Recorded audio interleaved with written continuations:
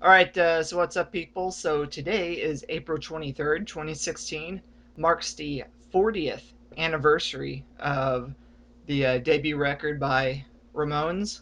Some people call it Ramones self-titled, other people call it Ramones, other people simply just title it Ramones. But 1976, April 23rd, this beast hit store shelves, and as far as I'm concerned, forever changed the face of music after that.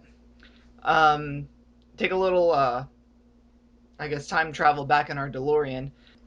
So in the late 60s, we had bands like the Stooges and the MC5 coming up in Detroit.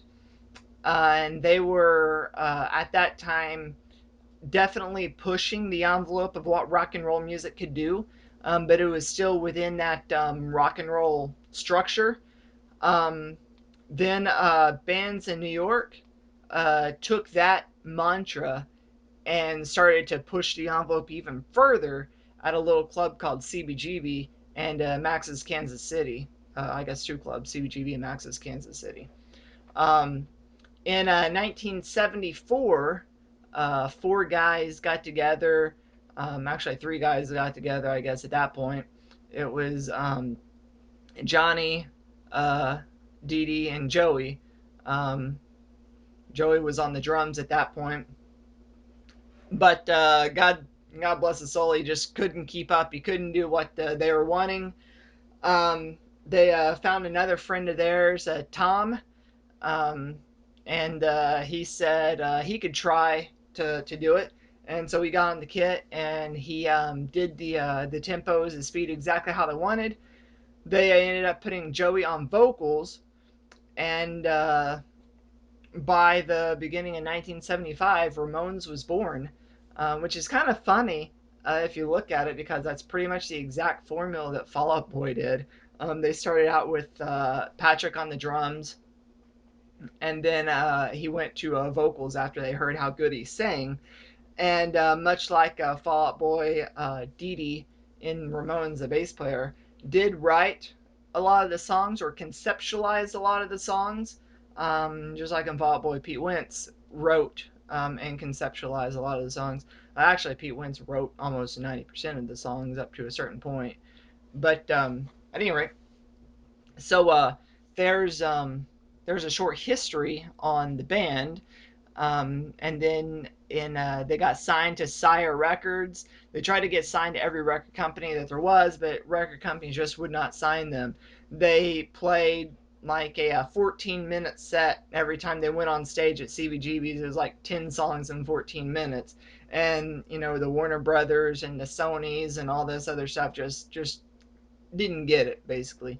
But guy at the Sire Records, he got it, and he went on and signed them, and the rest is history after that. So they went to the studio. I think it was $6,400. I think they ended up spending.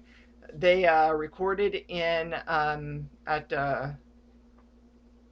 where was it at? It's I think Rockefeller Center or something like that. They recorded there. They released the record in April of '76 and completely changed the landscape of time and music at that point forever.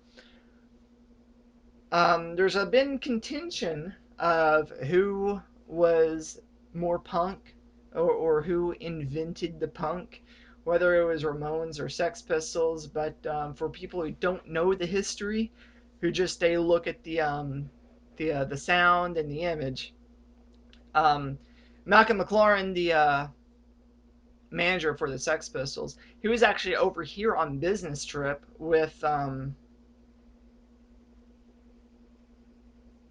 New York Dolls, I think. Yeah, I think he was on business trip with New York Dolls. He was doing some stuff for them. While he was in New York City, he stopped by CBGB and he actually saw Ramones, was blown away, and said, "I have to take this back to the UK." He goes back to the UK and he finds John Lydon and I think Steve Cook hanging out at his clothing shop that he was running. He talked to them about it because they already had a band. Um, I'm just trying to remember this. I could have the names wrong, but I'm pretty sure it was those two. Talked to them. They already had a band. Convinced them to change the sound, change the name. They got um, the other guys in. I'm trying to think where Sid came along because I'm still kind of foggy on that.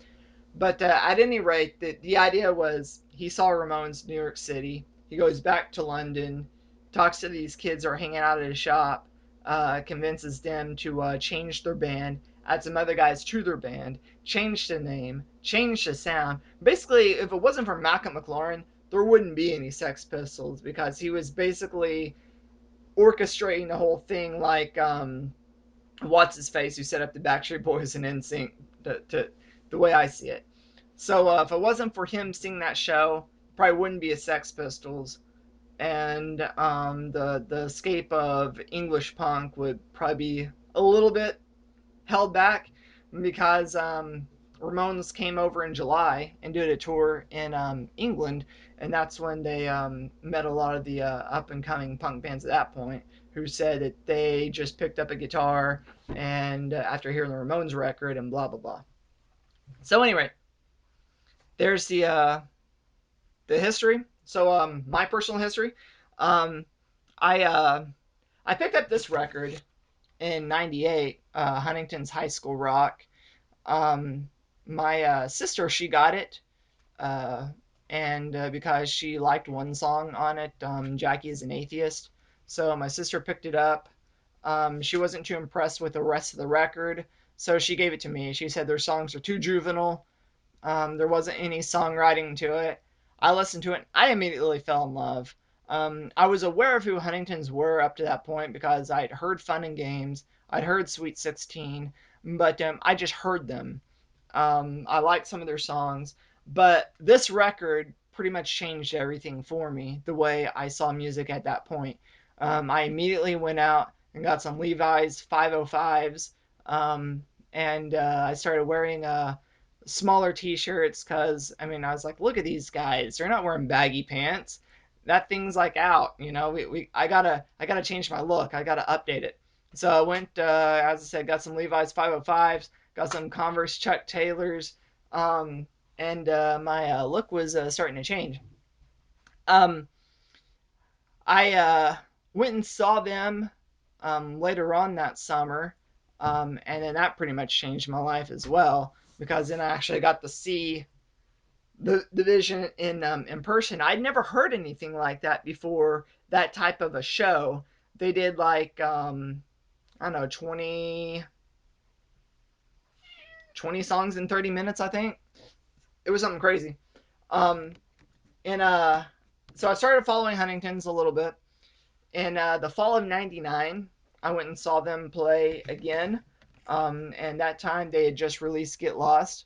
I picked it up at the time. I knew that they were doing a Ramones thing, but I just didn't know exactly the vision of the Ramones phase that they were in. And I don't even think I even realized that the Get Lost record was modeled after Too Tough to Die. I later found out. So I got this record. I went back home. I listened to it, and it pretty much changed my life as far as that goes. More life changing events. I know. So that fall later on, I started wearing even smaller shirts, smaller jeans. I finally went out and got a leather jacket. So you can see how quickly this is escalating from summer of '98 to fall of '99. I'm already getting a leather jacket. My hair's getting longer, and things like that. So I go see them on their tour in February of 2000. By that point, they had released Plastic Surgery, and I picked up this record. And then that was a show that they ended with the covers. And I also picked up these two records too. I got the Huntington's Rocket to Ramonia at their table, and I got Huntington's Fault Under Ramones. Both of these records are Ramones cover albums. This song's like 16 songs. This one's 21 songs. All Ramones songs. So all together, I had almost 40 Ramones songs here. After listening to it for a month or so, I was like, I gotta hear the originals to see where this is coming from. So I went to the record store and I picked up this. I know. Everybody's like, oh, you don't pick up a best of album for the first record. Well, I want to get my money's worth, and I love box sets. I don't care what anybody says. I'm not that huge on just your standard $8 best of album. Box sets, that's the way to go. You get a booklet, you get the story, and this right here was probably the best Ramones introduction anyone can get. Because as I said, you get the booklet, and you know, 33, 25, dang near almost 60 Ramones songs on this stupid thing. I got that, and I also got Loco Live, and I picked up Greatest Hits Live. So yeah, basically three compilation records. At that time, I just really wanted to get a good mix of them. I mainly just wanted to hear Ramones version or the Ramones the original versions of the songs are on these two records. So I just got a bunch of best of albums so I could, or compilation albums, so I could be sure to get that. Also, really wanted to get Loco Live because at that point I had found out after talking with Huntington's it was that their Huntington's live album was modeled after Loco Live, so I wanted to get that. Anyway, so I get those records in March of 2000, and that changes my life even more. I went out and got some Ramones shirts, cut my hair like Dee Dee Ramone. I mean, this is full blown Ramones. We're going to the wall with this thing.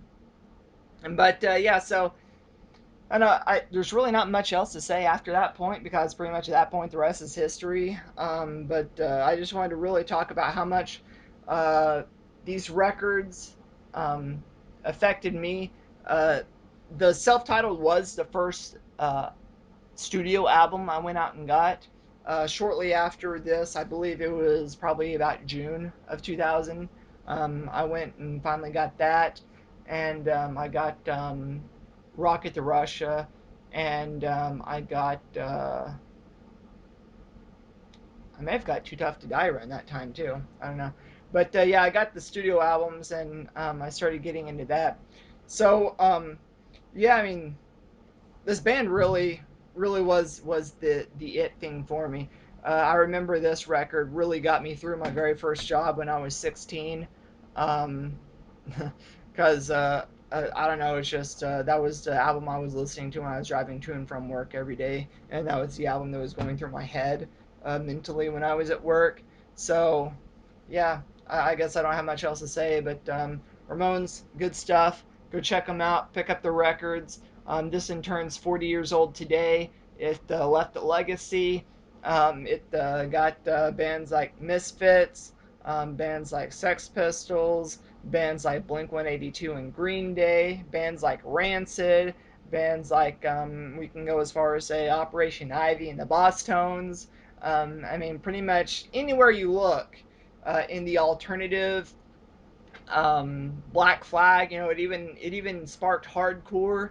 If it wasn't for punk, there probably would not have been hardcore the way it was because the hardcore scene came out of a thing of let's push the punk envelope even further than what we'd already pushed it for. But I mean, yeah, I'm sure those sounds would have come. It's just it would have come much later. This really spurred everything and got it jump started. So a big salute and tribute to Joey, Dee Dee, Johnny, Tommy, and then later Richie, Marky, CJ. These seven guys, they really determined pretty much the sound of my later teenage years. So yeah, thanks for watching and happy 40th birthday.